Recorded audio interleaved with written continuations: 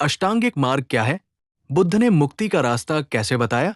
यदि बुद्ध महान थे, तो उन्होंने लोगों को सबसे महत्वपूर्ण क्या सिखाया? क्या केवल ध्यान? क्या केवल अच्छे कर्म? नहीं, बुद्ध ने एक संपूर्ण मार्ग दिया, जिसे कहा जाता है आर्य अष्टांगिक मार्ग।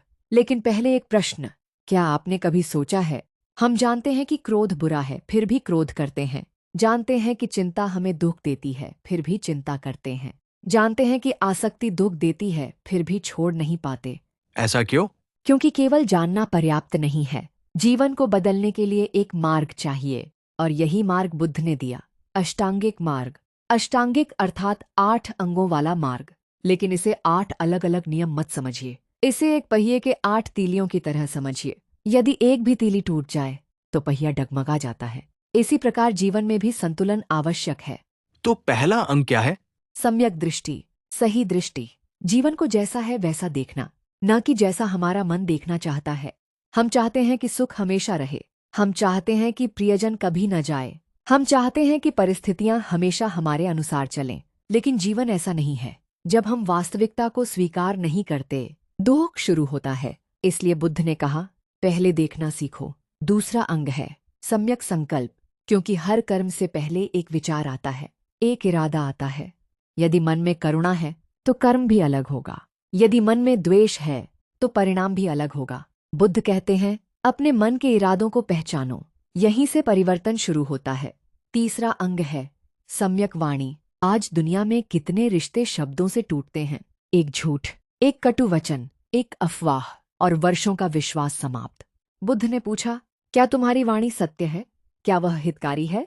क्या वह शांति लाती है? यदि नहीं, तो मौन बेहतर है। इसके बाद आते हैं सम्यक कर्म और सम्यक आजीविका, अर्थात ऐसा जीवन जो स्वयं और दूसरों के लिए दुहक का कारण न बने। धम्म केवल ध्यान में बैठने का नाम नहीं है, धम्म जीवन जीने का तरीका है। फिर बुद्ध हमें मन के भीतर ले जाते हैं। सम्यक प्रयास, सम्यक स्मृति, सम्यक समाधि। सम्यक प्रयास का अर्थ है मन में उठने वाले अशुभ गुणों को कम करना और शुभ गुणों को बढ़ाना। जैसे माली खरपतवार हटाता है और पौधे को सींचता है। फिर आती है सम्यक स्मृति। यही विपश्यना का हृदय है। वर्तमान क्षण में जागना, जब क्रोध आए, जब भय आए, जब सुख आए, उसे भी देखना, बिना भागे, बिना चिपके, केवल जागरूक रहना। और अंत में आती है सम्यक समाधि, स्थिर मन, एकाग्र मन। ऐसा मन जो वास्तविकता को स्पष्ट रूप से देख सके। अब सोचिए, इन 8 अंगों में से कोई भी अकेला नहीं है। सम्यक दृष्टि वाणी को बदलती है, वाणी कर्म को बदलती है, कर्म मन को बदलता है, और ध्यान उस परिवर्तन को गहरा करता है। यही कारण है कि बुद्ध ने अष्टांगिक मार्ग को मुक्ति का मार्ग कहा। ये कोई अंधविश्वास नहीं है, कोई चमत्कार नहीं है, कोई गुप्त शक्ति नहीं है। यह मन को समझने का विज्ञान है। और सबसे सुंदर बात, बुद्ध ने नहीं कहा कि केवल विशेष लोग इस मार्ग पर चल सकते हैं। उन्होंने कहा, जो दुख को समझना चाहता है वह इस मार्ग पर चल सकता है, धीरे धीरे, एक कदम, एक दिन, एक श्वास के साथ।